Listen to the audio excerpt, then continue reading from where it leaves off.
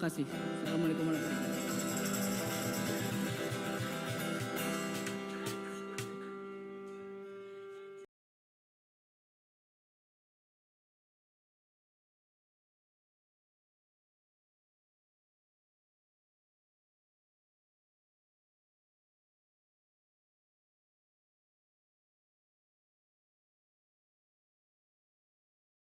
You want to give her your speech here? All right. We're back on the record, and I hereby swear and affirm that during the executive closed session, the matters discussed were those listed in the agenda.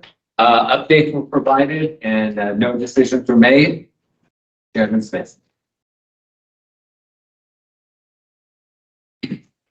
Back in a open session and motion to come back. Make that motion. Second, Petrie. Roll call, please. Chairman Smith, Yes. Chairman Buffington, Yes. Commissioner Petrie. Yes. Right. Now, approvals for Sunland. Wait a minute, request for ratification approval, substitute stewards. No, request for ratification of approval to amend 2025 substitute stewards for Sunray Park and Ruidoso Downs. Yes, Mr. Chairman, members of the commission, before I make a request for approval, just want to say real quickly, obviously, we have a new face here, Amber running the meeting today. I just want to give a big thank you to Amber, Armando, and Richard for pulling together. We'll obviously can't have this anymore. We wish her a lot of luck in her future endeavors. But I'm pleased the way staff pulled together to get this meeting conducted. We had a little hiccup early on, but got through it. So I just want to give a big thanks to Amber, Armando, and Richard for getting this done for this month. So thank you guys. Thank you. Thank you. Thank you. And a special thanks to Amber and Armando that really stepped up with technical assistance. So thank you, folks. Thank you. But that being said, respectfully requesting ratification of approval to amend 2025 substitute steward for Sunray Park and Ruidoso Downs. Due to the overlap, we did bring in some new bodies to work the final weekend at Sunray Park and opening weekend at Ruidoso Downs. As submitted, Mr. Ron Fraser for Sunray Park and Mr. Chris Warren for Ruidoso Downs. Looking for motion to approve. Buffington, I'll make that motion. Second, Petrie. Roll call, please. Chairman Smith, Yes. Vice Chairman Buffington, Yes. and Commissioner Petrie. Yes. Moving on to B, approval for Sunland Park. Dustin. Mr. Chair, Yes. members of the commission, Dustin Dix, Director of Racing, Sunland Park Racetrack and Casino. Sunland Park is respectfully requesting approval of our 2025or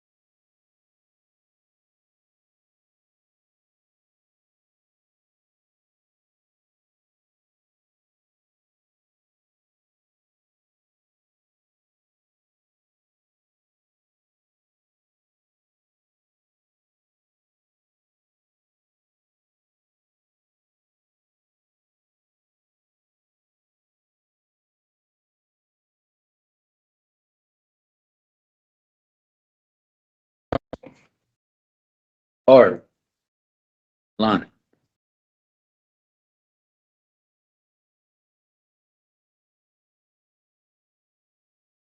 Morning, Mr. Chairman, members of the commission. All right, We're asking today for, respectfully asked approval of our primary application, 2026 primary applications. Buffington, I'll make that motion. Second, Petrie. roll call, please. Chairman Smith, Yes, Vice Chairman Buffington, Yes. and Commissioner Petrie. Yes. Mr. Chairman, members of the commission, asking approval for 2026 simulcast license approval. Buffington, I will make that motion. Second, Petrie. roll call, please. Chairman Smith, Yes, Vice Chairman Buffington, Yes. and Commissioner Petrie. Yes. Mr. Chairman, request for approval of the ratification and approval to run 12 races on May 23rd, 24th, and 25th, 2025. Buffington, make that motion. Second, Petrie. roll call, please. Chairman Smith, Yes, Vice Chairman Buffington, Yes. and Commissioner Petrie. Yes. Chairman, request for ratification and approval to amend 2025 first gate. Buffington, I'll make that motion. Second, Petrie. roll call, please. Chairman Smith, Yes, Vice Chairman Buffington, Yes. and Commissioner Petrie. Yes. Mr. Chairman, request for ratification and approval of amend 2025 post times on Preakness Day, 17/2025. Buffington, I'll make that motion. Second, Petrie. roll call, please. Chairman Smith, Yes, Vice Chairman Buffington, Yes. and Commissioner Petrie. Yes. Thank you. thank you. Appreciate it. All right, moving on to D, approvals for Ruidoso Downs. Rick, Good morning, Chairman, Commissioners. Rick Ball, General Manager of Ruidoso Downs Racetrack. Respectfully request approval of our 2026 primary license application. Buffington, I'll make that motion. Second, Petrie. roll call, please. Chairman Smith, Yes, Vice Chairman Buffington, Yes. Commissioner Petrie. Yes. Mr. Chairman, Ruidoso Downs Racing request approval of our 2026 simulcast license. Buffington, I will make that motion. Second, Petrie. roll call, please. Chairman Smith, Yes, Vice Chair Buffington, Yes. and Commissioner Petrie. Yes. Thank you, Mr. Chairman. Ruidoso Downs request approval and ratification to amend our 2025 racing officials, gate crew, 2 members on there, and then our placing judge. Robin Draper left and we replaced her with Chris Warren. Buffington, I'll make that motion. Second, Petrie. roll call, please. Chairman Smith, Yes, Vice Chairman Buffington, Yes. Commissioner Petrie. Yes.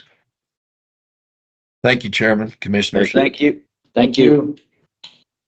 Moving on to E, approval for the Downs of Albuquerque Dawn. How you doing? Good. Doing great. Don Cook with the Downs of Albuquerque. Requesting approval of our 2026 primary application as submitted. This is Buffington making that motion. Second, Petrie. Roll call, please. Chairman Smith, Yes, Vice Chair Buffington, Yes. and Commissioner Petrie. Yes. Chairman Commissioners requesting approval for 2026 simulcast license. Buffington, make that motion. Second, Petrie. roll call, please. Chairman Smith, Yes, Vice Chair Buffington, Yes. Commissioner Petrie. Yes. Commissioners requesting approval 2025 racing officials. Buffington, make that motion. Second, Petrie. roll call, please. Chairman Smith, Yes, Vice Chair Buffington, Yes. and Commissioner Petrie. Yes. Chairman Commissioners requesting approval to amend our 2025 simulcast imports, adding Wyoming canals for simulcasting. Does Buffington make that motion? Second, Petrie. roll call, please. Chairman Smith, Yes, Vice Chair Buffington, Yes. and Commissioner Petrie. Yes. now moving to for New Mexico State Fair. Yes, sir. Chairman Commissioners, Don Cook representing the New Mexico State Fair. requesting approval of their 2026 primary application. Mr. Buffington, I'll make that motion. Second, Petrie. Roll call, please. Chairman Smith, Yes. Vice Chair Buffington, Yes. Commissioner Petrie. Yes. Thank you. Thank you. Moving forward to approvals for Zia Park. Chris and your manager's here, Chris. Yes. Yes, Chairman. Ken Getz, our general manager, is there. I'll get to him in one second after these other approval requests. Okay. Chris McErlane representing Zia Park. First request is for approval of our 2026 primary application as submitted. This is Buffington, make that motion. Second, Petrie. Roll call, please. Chairman Smith, Yes. Vice Chair Buffington, Yes. Commissioner Petrie. Yes. Thank you. Chairman, Commissioners, second request from Zia Park is for approval of our 2026 simulcast license. Buffington, make that motion. Second, Petrie. Roll call, please. Chairman Smith, Yes. Vice Chair Buffington, Yes. Commissioner Petrie. Yes. Thank you. Chairman, Commissioners, our next request is for approval of our 2025 purse schedule. Buffington, make that motion. Second, Petrie. Roll call, please. Chairman Smith, Yes. Vice Chair Buffington, Yes. Commissioner Petrie. Yes. Thank you. Chairman, Commissioners, I do want to introduce Ken Getz, who is the new general manager for Zia Park. He's there in person today. We do have a request for approval of Mr. Getz pending background check by the commission. Would like the opportunity, if we may, for Ken to maybe give you a little bit of background and his experience on the gaming and racing side, and any other comments he might have for the commission. Great. Go ahead, Ken. Good morning, Chair and Commissioners. I just wanted to introduce myself. As Chris mentioned, Ken Getz, General Manager at Zia Park. I've had the pleasure of meeting with you briefly before the meeting, but wanted to share my experience in gaming. Began in 2005, worked with Penn National for 15 years before moving on to a tribal gaming opportunity in Northern California, and then Bally's Corporation, where I've now left and rejoined Penn. Very excited to be here in Hobbs, New Mexico, and very much looking forward to working with the state of New Mexico to help support racing during my time here. And I'm very happy to be here, happy to answer any questions. And I just wanted to take this opportunity to introduce myself. Anybody have any questions for him? No, other than welcome. Thank you. Thank you. I got one comment. Sure. Your casino is unbelievably successful. Chris and the crew have done an unbelievable job with that casino. Well, And it helps the whole state, not just there. It helps the whole state with his insurance for the tracks. So they bring a lot to the table. And we do appreciate that, Chris. Well, Yeah. it's a great team down there. I do want to recognize Alex Rangel is on the call here. Alex, as you know, has been general manager down there for about a year and a half. He's going to be going to our East Chicago location, but appreciate his help in getting a lot of stuff done down there. And it's a team effort in terms of the success down there. So. If I may, I do want to put in the final request, which is approval for Mr. Getz as general manager of Zia Park pending background check by the commission. Buffington, make that motion. Second, Petrie. Roll call, please. Chairman Smith, Yes. Vice Chair Buffington, Yes. and Commissioner Petrie. Yes. Yes. Thank you, everyone. Thank you. Thank you. Anyway, moving on to number 9, presentation analysis of the New Mexico horse racing industry by RG and E LLC. Izzy. Chairman, Commissioners, those in attendance today, this is a study that we thought over 2 years ago that we probably need to have done. It's been a long time in the making. We did select this group to bid for the project. They have expertise that, we can only dream of in horse racing. It's conducted by the lead senior racing project, the gentleman that probably Dustin and both I look up to in horse racing. He's a racing guru, gentleman named Doug Reed, senior racing project and manager and chief executive for this project. A little bit about Doug's background, if I may introduce him a little more. He was the director of the University of Arizona Racetrack Industry Program, in which we've had several alumni in the industry here in New Mexico graduate from. And he was there for almost 23 years. But he goes back even further into the racing game, having served as the vice president of Santa Fe Racing and spent numerous years in the official capacities in Chicago, Arlington Park, specifically Arkansas, Oakland Park, and Rockingham Park. And I believe he's also in Maryland as well. He's been a guest speaker at several conferences that I go to because he's always happy to share his knowledge of the industry with all others that are involved in the industry. So we appreciate that aspect as well. And he's got an MBA from the Eller College of Management from the University of Arizona in Tucson. And he holds a BS in mathematics from Albright College in Pennsylvania. The other gentleman that helped on the project is a subcontractor, Mr. Paul Reineveld. Pleasure of going to school with him at the University of Arizona in Tucson as well. He's made his rounds through the industry. Currently, he's a GM of the World Professional Chuck Wagon Association in Alberta, in Calgary, Alberta. But his roots are with horse racing. He's served, I believe, as director of racing at some racetrack many years ago. And he's shortly out of college. But he's built startup 2 racetracks in Western Canada, Century Downs, and I forgot the other one. But nonetheless, the 2 come with us with a lot of knowledge, and I think they're the perfect fit to conduct this analysis of our industry here. And I think they've pinpointed some of our strengths and weaknesses in the industry and have some suggestions of how the industry here in New Mexico can strengthen itself. So that's something that I believe we all want to see done here. I believe we all love horse racing in this room.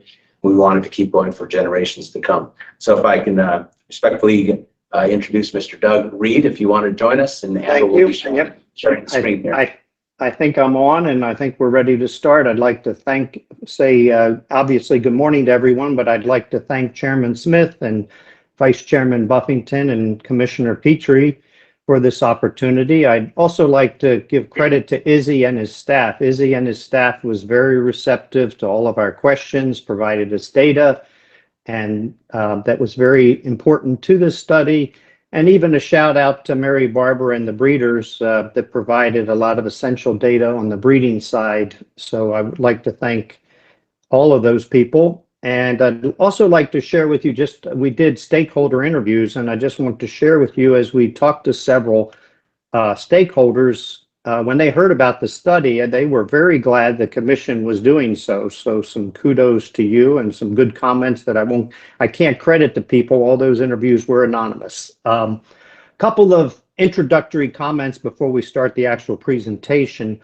I want to state that this presentation today and the executive summary cannot cover the details of the entire study because so much of it is interrelated, which I'll speak to in a minute, and it's very detailed. So I would kind of urge anybody that's going to be involved in any kind of decisions moving forward, regardless of what recommendations you may or may not take, to try to dive deeper into it than an executive summary and presentation.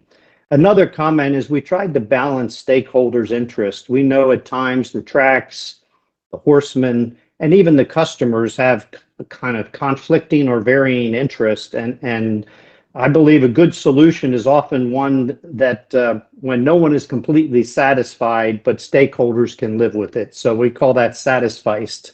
With that being said, our methods included a lot of data collection from the New Mexico Commission, the breeders, a number of other racing commissions that you'll see throughout the presentation when we did a lot of comparisons. We did those interviews I mentioned. We bought 4 years of daily racing form data that gives us a lot of insight.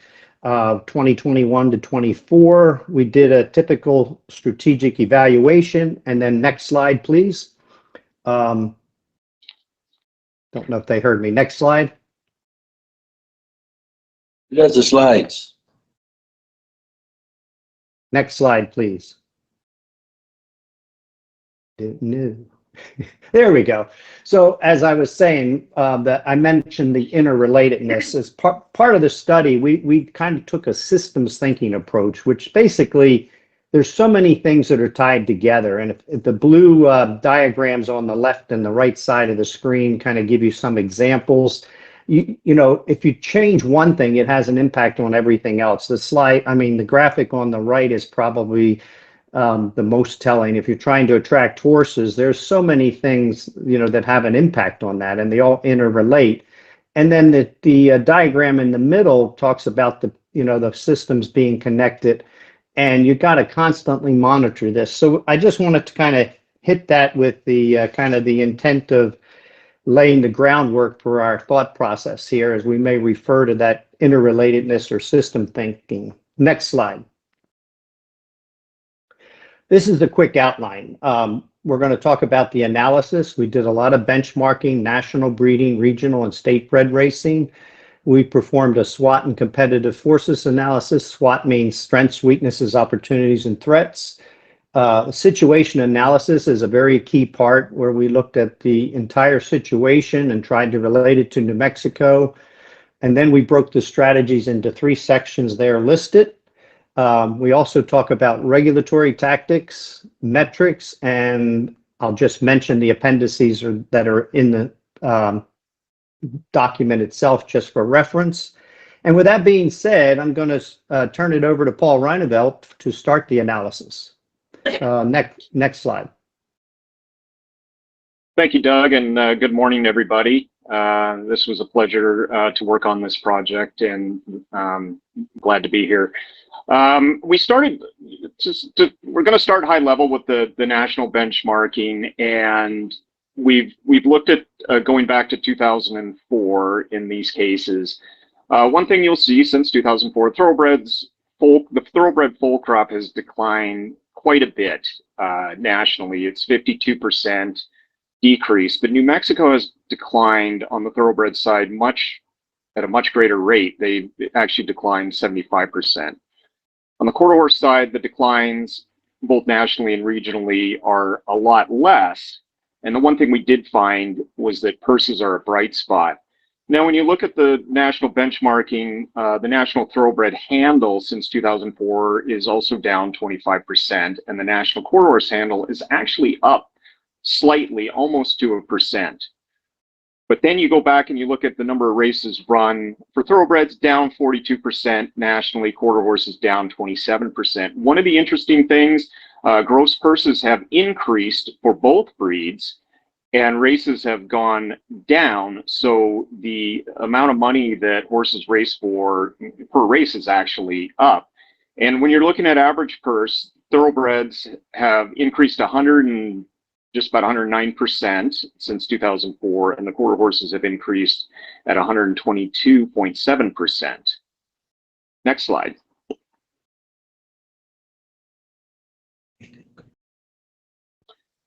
So regionally, we looked at how New Mexico stood up to states that are in close proximity, as well as states that we felt were matched up well with New Mexico as far as the number of race states and metrics like that.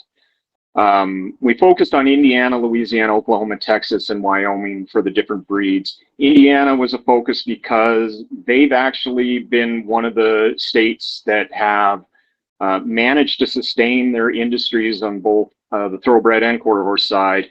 And Wyoming is a fast-growing quarter horse industry. They do have thoroughbreds, but the quarter horses have really seen massive growth in the last 5 years. We also looked at Arizona, California, Colorado, Iowa, and Minnesota. when you look at the two charts here, the top one is quarter horses. You can see New Mexico is at the bottom, and that's the 5-year foal crop. It's about half of what you see from Texas, Oklahoma, and Louisiana, but it is greater than Wyoming and Indiana. But there's room for growth there, particularly to try to get to where some of the other 3 states are. On the thoroughbred side, New Mexico actually isn't that far off of Texas, Oklahoma, and Indiana, but it does lag behind. As you can see, Louisiana is quite a bit ahead. That's 2.75 times actually what New Mexico has had for thoroughbred foals in the last 5 years. Next slide. So in the report, and Doug talked about, you really need to go and take a look at the guts of the report, but we do have a number of charts benchmarking the breeding, and the 2 top charts are for quarter horse foals over the 5 years, 2019 to 2023, and subsequently the thoroughbreds are on the right-hand side. In both cases, you'll notice that New Mexico lags behind the average for the region and has those in this 5-year sample. And so, and the trend is for decline in both cases. You can see in here where Indiana, like on the thoroughbred side, has pretty much sustained. Louisiana is one of the top 5 producers of thoroughbreds and continues to produce large foal crops.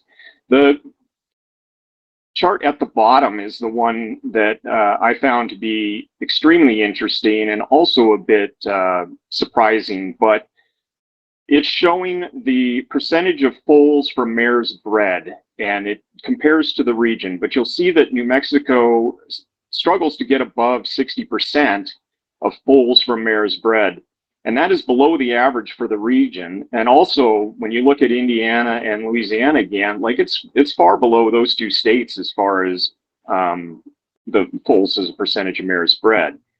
So is this a function of reporting, or is there something going on in New Mexico where you're not getting the efficiency out of the mares bred?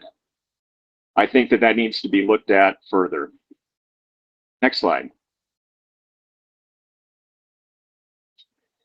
Regionally, we did look at migration maps about where horses came from and where horses went to from New Mexico. And as Doug mentioned, we interviewed stakeholders, and we had, used our knowledge of the market to kind of come up with the region. We compared races, or different metrics, races, field size, earnings, etc. One thing we found was that New Mexico bred horses, especially on the thoroughbred side, there's a heavy reliance on New Mexico bred horses, yet the foal crops are also declining. But 61.7% of all thoroughbred entries are New Mexico bred. And New Mexico, Iowa, and Louisiana all share that they have the highest percentage of state-bred races run. And again, the New Mexico foal crop is 2.7 times smaller than that of Louisiana. Next slide. So moving on to the SWOT analysis, we're just going to hit the high points here. A couple of the major strengths of New Mexico are the amount of purse money and the relationship with the legislature. One of the weaknesses that we saw, probably the primary one, the foal crops declining, both breeds. The production of the horse supply is not going to meet the demand or the number of races in the future if the foal crops don't improve. An opportunity we saw, a number of racetracks that are in New Mexico, and the purses can help develop circuits and cooperative breeding that may help fix some of the weaknesses. And then 2 major threats, the disagreements amongst the stakeholders and declining breeding numbers. And I'll turn it over to Doug. We also did a competitive forces analysis, and I'll be real brief on this one, although it's a couple pages in there. It's hyper competitive. I mean, how many gambling options and entertainment options there are. I don't need to reiterate that. I think Paul's already touched on the racing supply of horses, foal crops declining, and it's very competitive, not just with the foal crops declining, but amongst tracks trying to get horses at their race meets. There's a lot of stable areas or barn areas now at tracks that even don't even fill their barn area. And years ago, that you never heard of that. And then on the demand side, there's also a heavy, hyper-competitive market for racing demand because, if I go to some place, OTB or a racetrack or wherever, I can probably bet on a minimum of 100 races a day, all different times of the day. So it's an extremely hyper-competitive market. Next slide, please. Next, there we go. The situation analysis is pretty important. We went through the situation analysis overall, kind of nationally, but then we kind of tied things to New Mexico in that section. It's a rather large section of the report. We looked at racing, breeding, handle. We made a number of observations with New Mexico and how that relates to that. And we also kind of talked a little bit about some of the safety issues because you can't ignore that as that interrelatedness that I mentioned, everything being tied together. Next slide. This is kind of, to me, a pretty important slide. We're going to look at supply and demand and look at what the environment is that's confronting New Mexico racing and breeding. And for that matter, your competitors, other states are facing this. I'll start with the demand side. It's an oligopoly-like market. First of all, if you take NYRA, the New York Racing Association, Churchill, and First Racing, which is Stronach, those tracks, and I'm going to look at thoroughbred handle, it's the largest part of handle. Quarter horse is only about 3% of handle. Standard bred or harness is about 10%. So when you look at handle, you capture a lot of it just looking at the thoroughbred side. But those tracks make up 59% of handle, the ones I mentioned. If you add the next 5 largest tracks, which is tracks like Keeneland and Oaklawn and Del Mar, you're now at 77.6% of handle. If you throw in a few of the Penn Entertainment thoroughbred tracks, you're at 82.3% of handle. So all the rest of the tracks are fighting over a little less or a little more than 20% of the market share. That's a competitive market and one that you need to stand out for, and it's, make yourself a product that's important. I think another thing in the demand side that's important to mention in this study is ADW evolution, or account wagering, or advanced deposit wagering. There's 2 things I'd like to mention about that. From our other consulting and have NDA agreements, so I can't cite which tracks, but we believe this would apply to a lot of tracks. The tracks we were able to see detailed handle, and we did not request that of the New Mexico tracks, but we believe anywhere from 75 to 80%. I've seen low 70s to low 80s % of handle at most tracks is made via some account. Of course, a lot of it's through simulcasting, and these large, betting operations and everything is a large portion of it. There's some places where 300,000 might come out of one account entity on a day's handle. The other thing that's important to note about ADW is it was slowly growing, obviously, throughout the past decade. It's been around for a long, long time, but something happened, which is COVID. And, there were many racetracks running what we call spectatorless, without spectators, but they perform the racing. If you were at New York OTBs, they shut down for a while. You had to get an account. And that year, 53%, there was a 53% increase in the Oregon hub wagering. The numbers are there to the right. That's huge, and it stayed there. So what we believe is, a lot of ADW is not new gambling. It's a shift. It's clearly a shift. It's not new handle. And once you get an account, I go to the races with my brother. He never leaves his seat. In fact, sometimes I borrow his phone because I can get better data from his account than I can at the track. So, in fact, in the study, and I can't remember the exact number, but the Oregon hub is like 58 or 59% of all handle right now, and that's the largest part of. It's not all account wagering, but it's the lion's share. The supply side, horses, obviously, Paul's already talked about declining numbers of foals and owners. The races have declined. I think that graphic on the right is important. Basically, on the thoroughbred side, and we are focusing a little more on thoroughbred side, as you'll see throughout this, and what Paul already addressed, is it is the weaker, so to speak, sister of the 2 breeds in New Mexico. 74.1% of all foals comes from 5 states. Kentucky's 47.6%. So again, from a supply side, all the other states, it's less than 26%.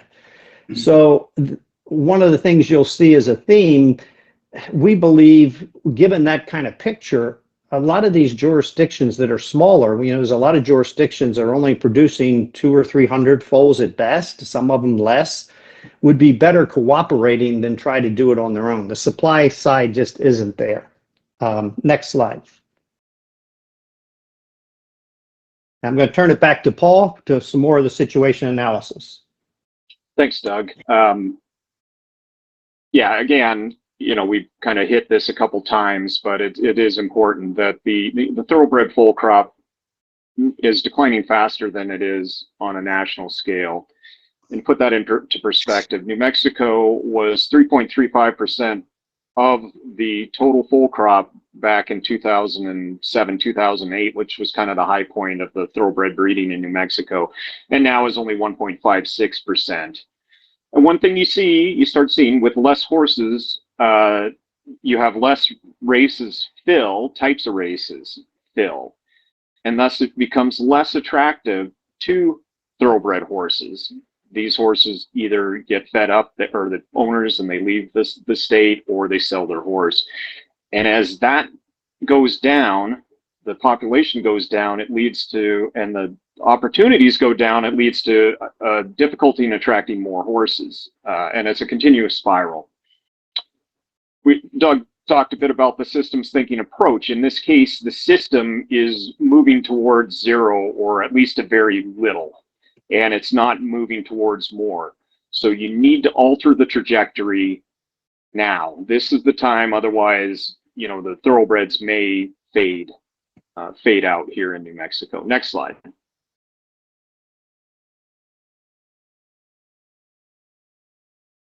So one of the things that we have seen, and we looked at it in other studies, that most of the horses that participate in your races are comprised of 4 foal crops. That's 2, 3, 4, or 5-year-old horses. These in New York, the study done in New York, it was 89.4%. Iowa was 84%. Wyoming, we saw that it was 81 to 85%, depending on the track. And in New Mexico, this number is 83% of your entries are 2, 3, 4, and 5-year-old. If you throw in 6, it goes to 93%. So what this means is that you need to be monitoring those foal crops that make up that group of horses. And as was shown earlier, the foal crops have declined in the last couple of years. And so you can anticipate that your horse population, at least the domestic New Mexico breds, is going to be less, and you'll need to supplement that with horses from somewhere else in order to keep racing at the same level that's going on right now. We did see some opportunities, though, and this graphic shows the areas where owners live and trainers. This is owners that participate in New Mexico. And we found that 80% of the owners are within 370 miles of a New Mexico track. This is actually really good, because in other studies we saw that it was a much larger distance. But this also means that you have an opportunity to go out and attract owners from these various areas, or try to expand that catchment, if you will, to attract more owners. Next slide.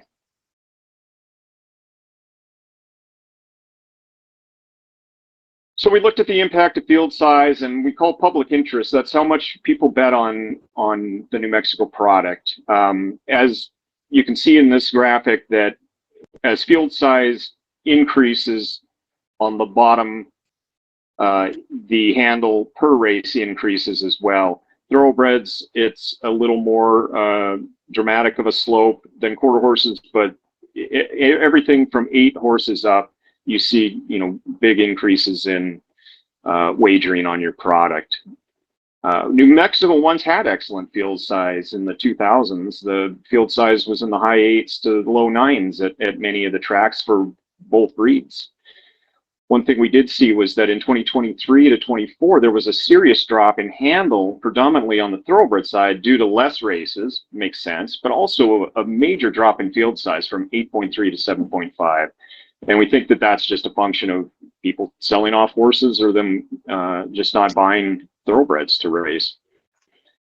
We did look, there's a lot of discussion in the in the report about the types of races and conditions and how, maybe consolidating some conditions to increase field size can impact handle and field size. Next slide, please.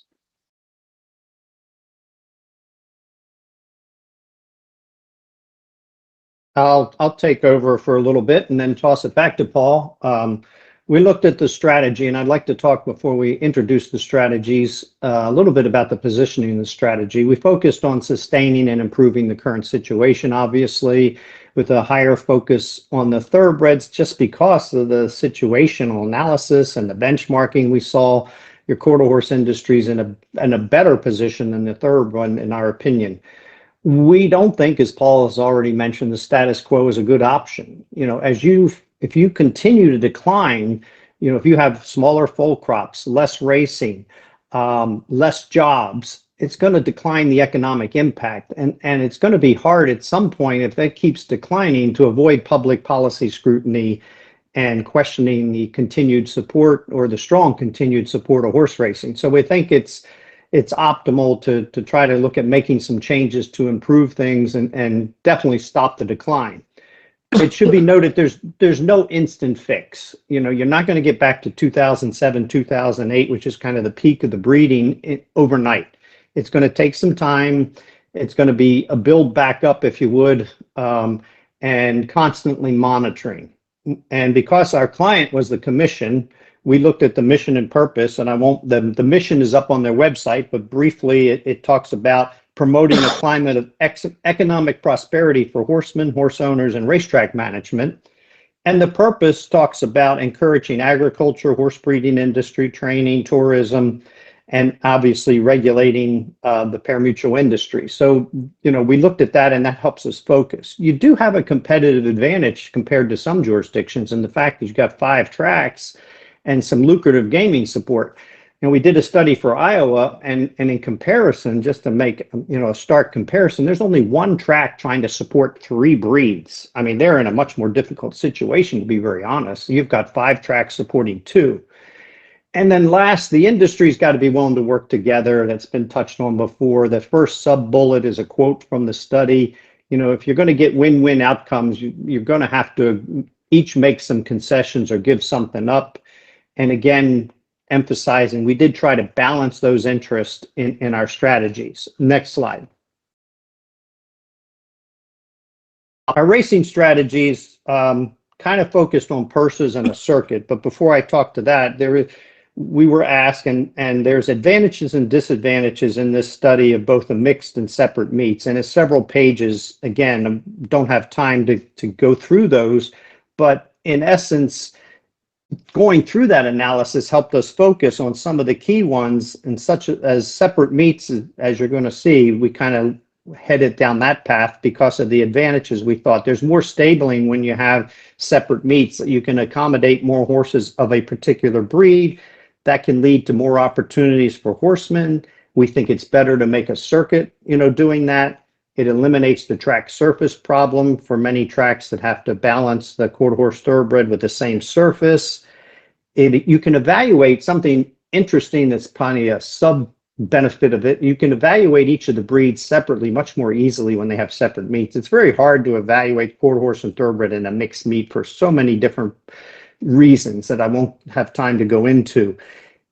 Separate meets also let you focus your strategies, your marketing, your racing conditions. You can be consistent with your race conditions. You could even have a thoroughbred racing office and a quarter horse racing office to make consistency. You can be consistent with post times. You don't have some problems there, even recruiting. So there's a lot of advantages.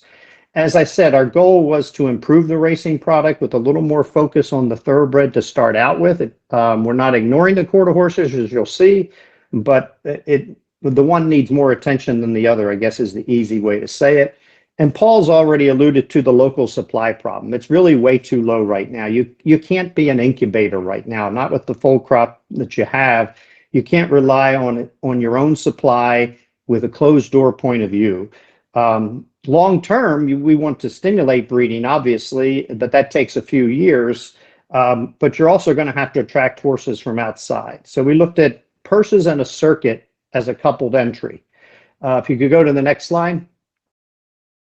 Now, these next two slides are, I'm going to have to spend a little bit of time. Actually, on this slide and the next slide are 4 different calendars. On the left-hand side are thoroughbred proposed calendars. On the right-hand side are quarter horse. You can mix and match. It's kind of like pick a calendar from column A for thoroughbreds and pick a calendar from column B for quarter horses. And I'm going to go through this one and then go through the next one, and they all have advantages and disadvantages. First of all, something on this calendar, we tried to make the colors coincide with the colors on your racing dates from 2025. As far as the track colors, trying to match as closely as we could the track colors on your calendar on your website. So you've got Albuquerque, Sunland, the State Fair, et cetera, et cetera. One thing to note here is the green is Sunray, but it's Sunray at Albuquerque. One of our recommendations, and we'll get into that more in the regulatory section, is to move the Sunray dates to Albuquerque. We'll talk about that in a little more later. So the other thing about these calendars is basically it takes 2 of them to make your racing calendar, 1 for thoroughbred, 1 for quarter horse. We left the New Mexico State Fair traditional, if you would. You don't have to. There's ways to make these calendars work. And if you wanted to kind of bust up the tradition of the fair, that can be done. But we left the fair as a mixed meet. So the yellow September is kind of in both calendars because you will have both breeds running at that time. There's advantages and disadvantages to each of these. If you could go to the next slide, I'm going to maybe have you bounce back and forth, whoever's running. Thank you for whoever's running the slides, by the way. This one is kind of where we started with the quarter horses. We originally started on the right side. We started trying to keep the racetracks running about the same time of year as they were. So this one has the Sunray at Albuquerque in the spring, and the fall Zia in the fall, which is kind of when they've been running. The advantage of this calendar for quarter horses, we think, is not racing in January and February is when your supply of quarter horses is the lowest. Quarter horses is futurities and derbies. You know, that's a heavy part of quarter horse racing. You don't have any 2-year-olds, obviously, in January and February. We think that's a good time to take a break. It does supply more races for quarter horses than what you currently have. On the flip side, on the thoroughbred side on the left, this is the alternate calendar. The only switch on this calendar from the previous one is we moved Albuquerque could either be in the summer or the fall, the traditional Albuquerque meet. There's advantages to both of these. I'll talk for the thoroughbreds in one sense, you know, if you left the previous calendar of thoroughbreds and you left Albuquerque in the summer, you have a break in the fall. We would suggest making cooperative efforts with Remington Park and maybe Turf Paradise, although it should be noted Turf Paradise situation is a little more tenuous at best. The track's been for sale for a long time. They only have 2 years left on an agreement. We really don't know what's going to happen in Arizona, so it's a little shaky. We feel like Remington has a little more solid footing, whereas the thoroughbred calendar on this one gives you a lot more opportunities to work cooperatively. It has its advantages and disadvantages. Horsemen could go to Prairie Meadows, Canterbury, Lone Star, Louisiana Downs in the summer.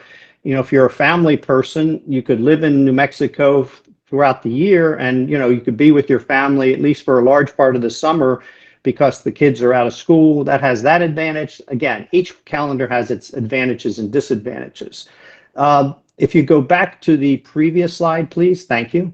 The only disadvantage about the quarter horse calendar on this one is this one leaves December blank for racing.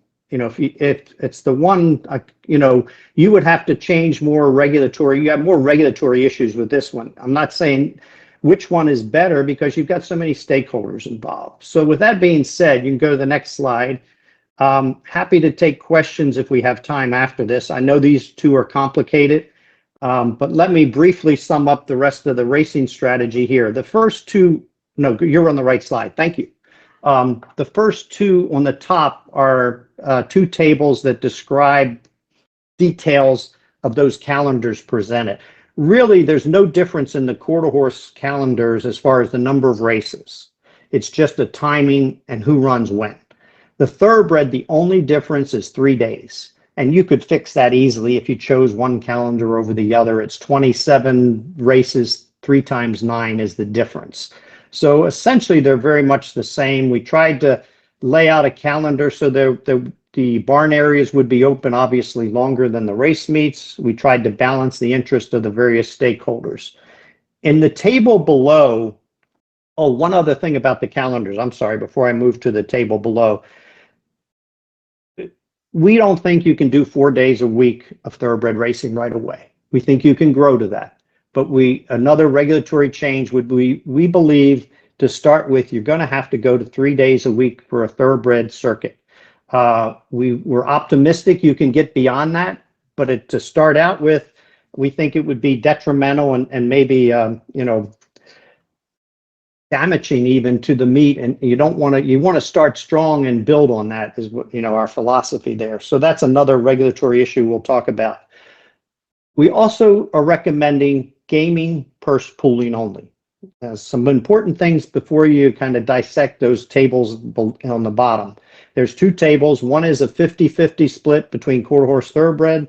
The other is a 55-45 split with 55 going to thoroughbred.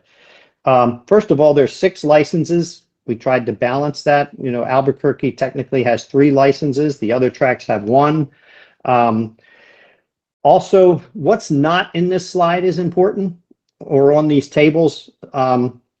In 2024, besides the money that's illustrated here in these tables, there was track purse money of $10.3 million, according to the New Mexico Racing Commission in 2024. So that's additional, not reflected in these averages. Also not reflected in these is purse money from contribution, which is slanted heavily towards quarter horses because of futurities and derbies. And that was $14.5 million. So you've got 25 million essentially not in those 2 tables below. And there's a reason we are suggesting the purse pooling only be the gaming. One is the commission, according to the Article 1A of the Horse Racing Act 61A-4, has commission's powers and duties. Part B state that the commission shall regulate the size of purses to be offered if horse races run in the state. And we only wanted to look at gaming because we don't think you should decouple, if you will, the racing track revenue from the track. We want to incentivize horsemen to put on a better product where they put it on. And we want to incentivize the track to do a better job of marketing and distributing the product, having a better simulcast signal, everything to increase handle so that the revenue from the track side stays where it's at, as basically it should, in our opinion. With that being said, I'm going to turn it back to Paul and the next slide.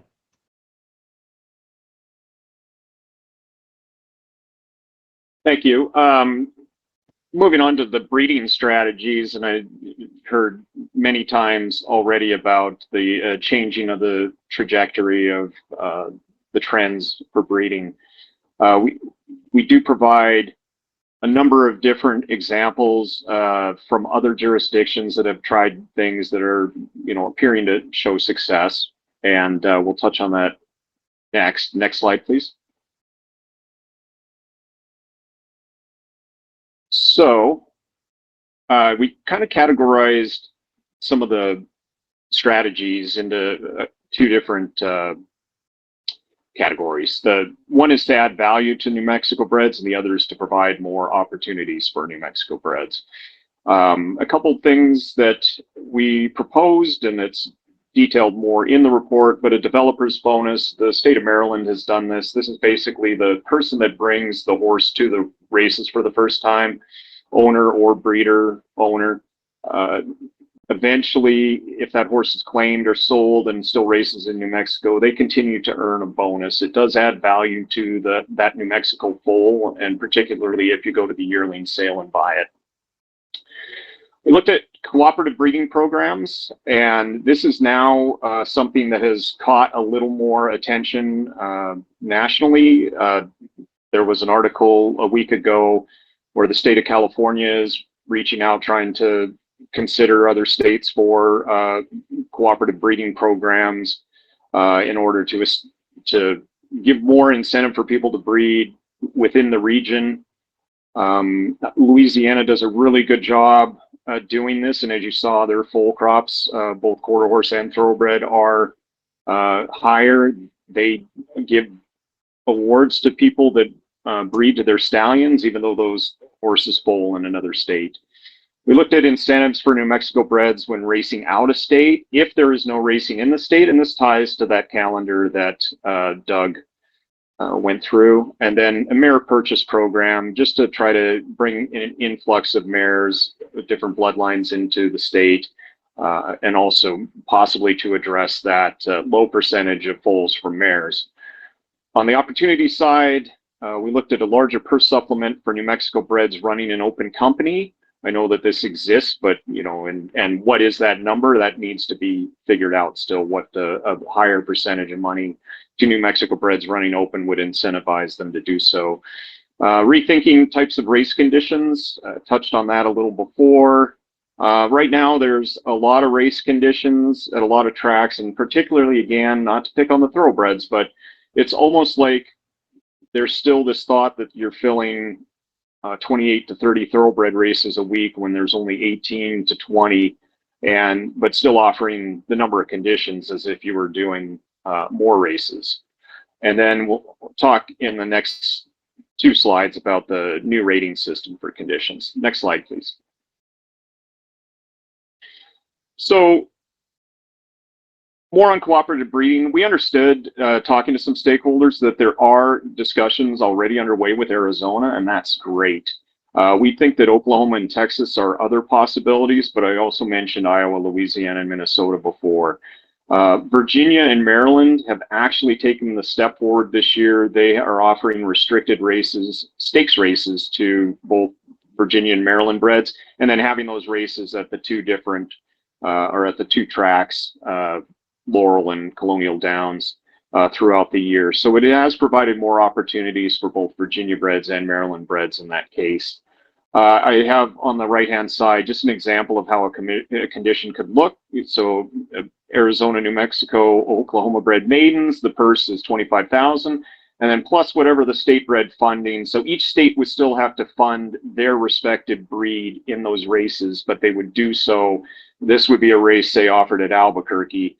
And if an Arizona bred won, they would have to, they would get paid their bonus out of the Arizona bred money. Next slide, please. So we did look at a few other additional strategies. We touched on the ADW. We really believe that this is something that needs to be looked at. There's money that's leaving the state, and these bettors aren't betting at the tracks anymore. We don't feel like it's an expansion of gaming because it's just a shift of money. But right now, it's a shift of money out of the racing industry and into Twin Spires or whoever else is operating gray market ADW in New Mexico. The handicap rating system is something that's we might see in the fall or early next year. It seems to be still in the works. Equibase is pioneering it. It's an algorithm that figures out a rating for your horse. This is very similar to racing in Europe, Australia, New Zealand, Hong Kong, where your horse is assigned a number. And where this would be useful is if you did have a cooperative program and you're looking to try to get Arizona, New Mexico, and Oklahoma breds together in a race to make sure that the race is fair and that there isn't a standout. We do look a little bit at marketing, but it wasn't a focus of this project. And then we did look at safety and welfare as a strategy, but mostly just because of the social license and staying ahead of that, and also, maintaining the confidence of the public, horse players, and most importantly, politicians in the state. Next slide, please. I'm going to take over here for a second. I'm going to ask Chairman Smith a question. We're kind of running a little long on time, so we have 4 slides left. I can give you the 1-minute version or the 5-minute version. I apologize. There's a lot to cover.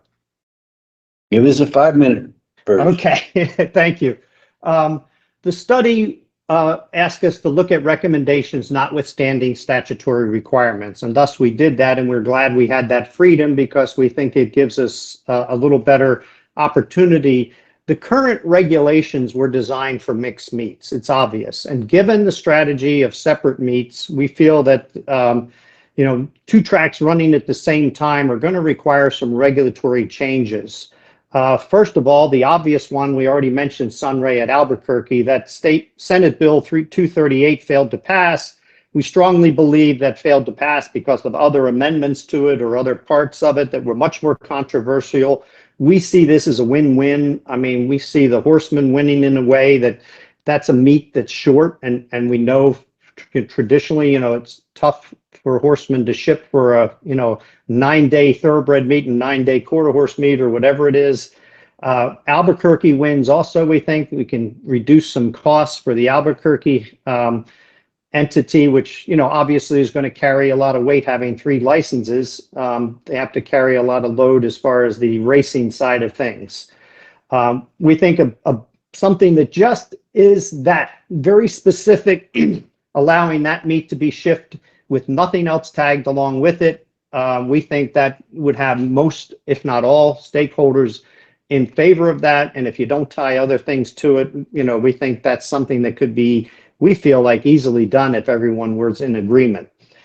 Some of the other obvious statutes that have to be addressed is we think 60-1A-2 currently takes care of the small gaps in the meets. However, if you ended up choosing a calendar that had a larger gap, such as the one with no racing in December, that would probably have to be modified. Obviously, statute 60-2E-27, which is the race days and the 3 days a week versus 4 days a week, has to be addressed. We recommended a couple approaches to that. I'm not sure one's better than the other, but one approach would be if you just changed it to such, like if there were more than 200 race days, give the commission the authority to approve how many days a week is needed or is necessary. This kind of balances track and horsemen's interest. I picked 200 because it's more days than you currently have. So it gives the horsemen some kind of bottom safety net, if you would. And at the same time, gives the commission the authority with 2 tracks running. You're going to have a lot more days. And therefore, trying to get this thing off the ground and start with 3 days a week, and hopefully down the road a few years, in a couple of years, when you're breeding more horses, attracting more horses from outside, you can increase on that. That would be one approach to changing the law. The other approach would be obviously with sunset type and measures and metrics. Put in there something that is sunsets in a few years. You've got to establish metrics, which is a slide we have coming up in the next slide. We'll talk about metrics and measuring things. And allow you the flexibility to grow this thing as we think it needs to be. Again, breeding takes 2 or 3 years, or to get to the track. You're not going to be in 2007 and 8 numbers right away. So we think that needs to be looked at. There's also a rule about racing secretaries and the number of state-bred races that need to be offered. We think you need to tread carefully there because you're going to have 2 meets running simultaneously. We're not saying run less New Mexico bred races, but at the same time with 2 meets, we're not saying run twice as many either. We think that could be damaging to attracting outside horses. So we think that rule ought to be looked at as far as offering X amount of New Mexico bred races between the 2 meets. Remember, most of the calendar year, you're running a thoroughbred meet and a quarter horse meet. So I think that should be addressed. And then 60-1A-24 addresses some of the things Paul brought up with the Breeders' Awards. That has to be probably identified if you're going to change some of the funding and breeding strategies, just kind of tweaking, if you would, that statute. And that would be something the breeders would hopefully get on board because we think some of those recommendations are positive for them. Next slide. Metrics. Peter Drucker, I think, is attributed with this first quote as an old management guru, if you would. If you can't measure it, you can't improve it. You really are kind of, it would be neglect if you made a lot of changes and you don't measure what's happening. So we created 4 categories of metrics listed there on the slide. A lot of them interact. For instance, a supply metric, if you increase foals and increase number of races, it's also an economic impact metric. So a lot of those metrics that we have in this study kind of complement each other or cross different categories, but we had to put them in some categories. But these are the type of things we think should be measured. We're not dictating which ones you choose. We think you should be transparent. We think the stakeholders ought to have a discussion about the metrics and decide, what metrics and what's going to properly measure our progress with change. And also have to have accountability. Part of the reason for having the metrics is not only to improve things, but also to allocate resources. And those that are doing better and making the progress you want obviously get rewarded with the allocation of resources. The next bullet is a quote from another study.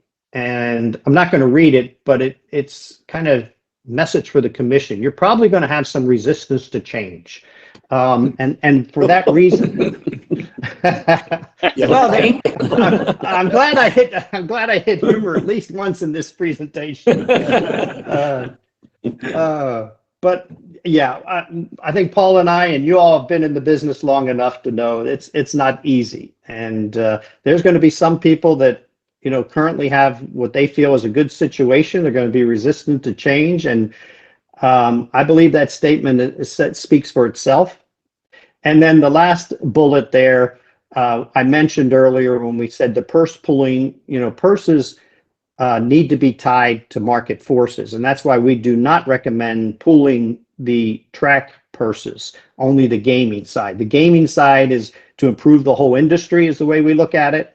But the tracks and the horsemen both have to have some incentive to be rewarded, if you will, if they do a good job with whatever race meet it is. So the track purses should stay where they're earned. Next slide. This is just a mention of the appendices that are there for your information. The migration maps, there's 14 of them. There's 7 for each breed. We did one for the entire state for quarter horses and thoroughbreds. This is the quarter horse. And then we did quarter horse and thoroughbred for each racetrack separately. So there's an Albuquerque, a Zia, et cetera, et cetera. There's also an appendix of what I call benchmarking tables not included in the main body of the study. We looked at a lot of other things. We chose the ones we thought were most important and highlighted the most important information. But since we had these other tables, we wanted them in there for your information, that there's useful data. There's a summary of the stakeholder interviews is another appendix. And the last appendix, probably not too important, but it's more methodology of how we use the daily racing form data. It's more technical in nature for those statisticians. And next slide. Kind of in summary, there is opportunity. The state of industry needs to change, we believe. The market's a lot different than pre-Racinos or when Racinos started. It's a whole lot different than 2008, kind of your peak, if you would. It's really changed, and the data shows it. We really think co-oping of resources and co-oping of state-bred programs is an opportunity. We think, when you look at the big picture, if you would, I think the regions, a lot of regions are, kind of not New York. You're not Kentucky. You're not Florida. So how are you going to make it by yourself? We think cooperative efforts are going to be a lot better. And we think the regions that innovate first are going to get kind of first mover advantages and be a place to race and be a place to cooperate, a region, so to speak, that you can race in. It may not be completely New Mexico, but you're better off having a good circuit than a poor circuit competing with a good circuit. And we think these changes can increase the supply. It can achieve a lot of goals. It can expand the racing. The most important one is expanding the economic impact, I think, because it achieves a lot of your goals. More horses racing, more horses bred, more jobs is going to keep you in good light with the legislators for sure. The most difficult changes in this study are the ones that are going to provide the biggest upside. There's a few that are pretty easy to do and useful. We still think they should be done, but the bigger changes are the ones that provide the more upside. And, the current environment is going to continue to change. As you're going to have to tweak whatever strategy you do, which means constant monitoring. That's why you need to set these metrics up and reallocate resources as needed. I'm going to close with a quote often attributed to Ben Franklin. And this will kind of reiterate what I just said. We must all hang together, or assuredly we shall hang separately. So with that note, I'll close, and Paul and I are more than available if there's any questions from the commissioners. And Izzy knows how to find us too. So unfortunately, he knows how to get a hold of us after this meeting. I do have a couple of questions. One of them, in your opinion, if the thoroughbred industry in this state doesn't do anything, their product is history in this state. Do you agree with that or disagree? Paul, you and I have talked about it. I'll let you take it. I mean, I hate to say it, but I do agree with that statement that just sitting on your hands, not doing anything, you'll just continue to see it decline, and it'll eventually just, be next to nothing. And I concur. And we're, as a commission, we think thoroughbred racing is essential for good betting opportunities. Without quarter horses, we're just a bush track. Without thoroughbreds. Without thoroughbreds, we're just another bush track. If we don't get thoroughbreds going in this state, it's really going to hurt New Mexico. We're always going to have the purse money. We have more nominated races than practically anybody in the country. I mean, Ruidoso has tens of millions of dollars in nominated races, as you know. So the quarter horses are always going to survive because we get them from all over the country. But the thoroughbreds have to do something. They have to go out and get in Arizona, maybe a Colorado, maybe a Utah. They're afraid of Texas and Oklahoma because they think they have better quality horses, thoroughbred horses, which they do. But if they don't go out and get Arizona, Utah, Colorado, a couple of states where they'll come here and we can move the meets around where they're running at one place, so there'll be a lot of opportunity. The purses will be huge if we concentrate on putting them all racing at 3 tracks. That's what we're shooting for. Now we don't know if we can do it yet, but we got it in the works, and we should know within a month whether we can do it up. But even if we can't do it, I still need to promote the thoroughbred end of it and encourage them to do something. I mean, you got to do something. I have worked with economists. I am not an economist, so I'll put that on the table. But typically in these studies, the economists I've worked with tell me that kind of horse for horse, the thoroughbreds tend to have more economic impact for one. Now, I'm not saying the quarter horses don't have an important economic impact. They do. There's more numbers of them. So, and I couldn't tell you how many, I couldn't quantify it, but I do know that.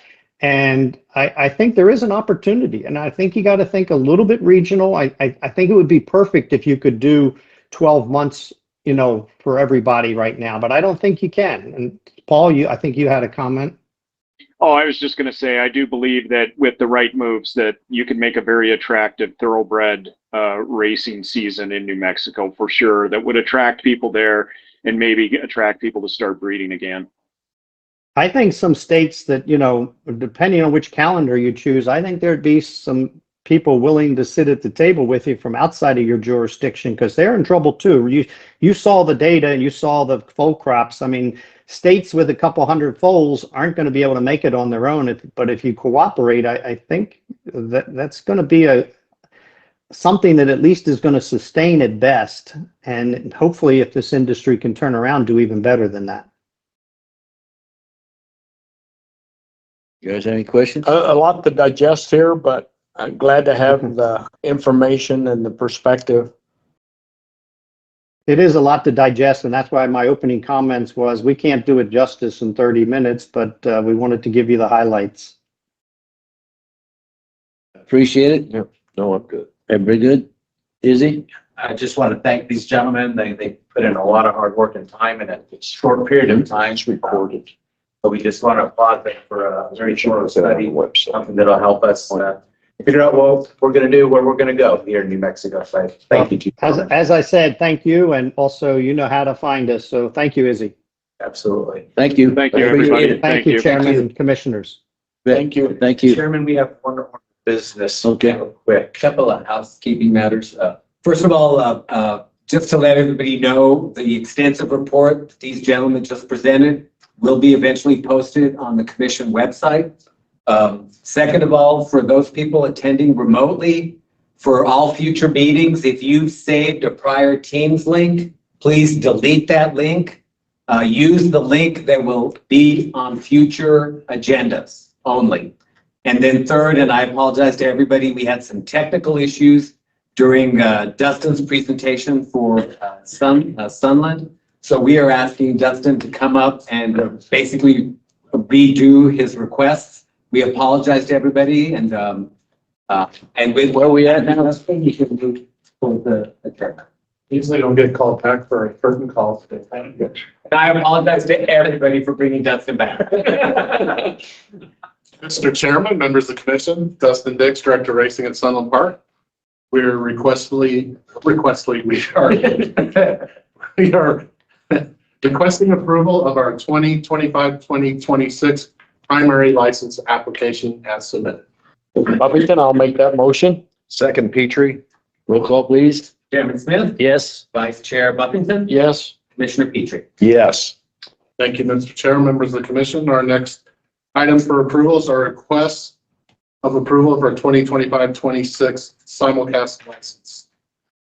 Buffington, I'll make that motion. Second, Petrie? Roll call, please. Commissioner, Chairman Smith, Yes. Vice Chair Buffington, Yes. Commissioner Petrie. Yes. Thank you, Mr. Chair, members of the commission. Sunland Park is requesting a ratification of approval of an import list of some racetracks we didn't have on our initial import list that was submitted in November. Canterbury, Finger Lakes, The Meadows, Monmouth, Penn National, and Wyoming Downs, their quarter horse races. Buffington, make that motion. Second, Petrie? Roll call, please. Chairman Smith, Yes. Vice Chair Buffington, Yes. Commissioner Petrie. Yes. Thank you. You did much better the second go around. I usually do. Did we record that? Is that recorded? Yeah. Will that be on the Can we post website? that? Can you Where post they can go to a link for that? The recording of the commission meeting, all commission meetings are posted on. So that's part of it? Yes. that Can we, would be part of it. can you put that separate though, just to? And we'll talk to Anna to do some editing on the recording. Yeah, because if you put that on there, I mean, 163 pages is a lot to read, especially on a screen, but the summary's great. I would, if we can, I think that'd be a good idea for all the horse people to do that. You know, one of the things he mentioned, which is true, is he said, you know, that their conception rate's 60%. Well, that's basically not true because they do better than that. What they do is they'll tell Mary, we bred 84 mares. Well, they only bred 60. You know, I mean, to say we're doing something. Basically, the few people that control the thoroughbred industry have fed themselves to the sharks, basically.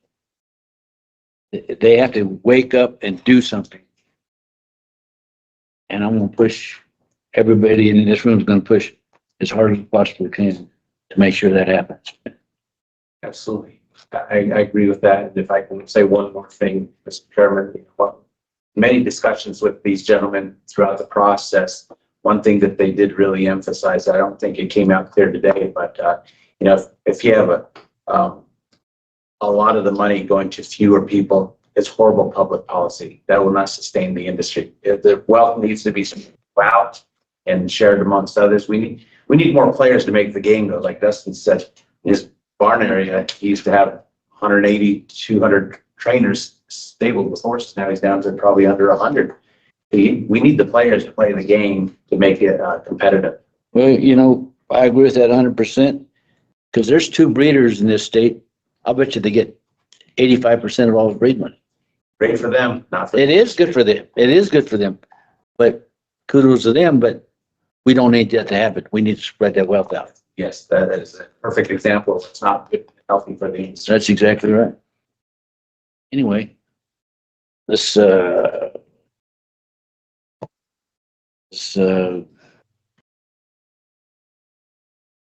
a motion to adjourn the meeting. And Buffington, make that motion with pride and happiness and joy.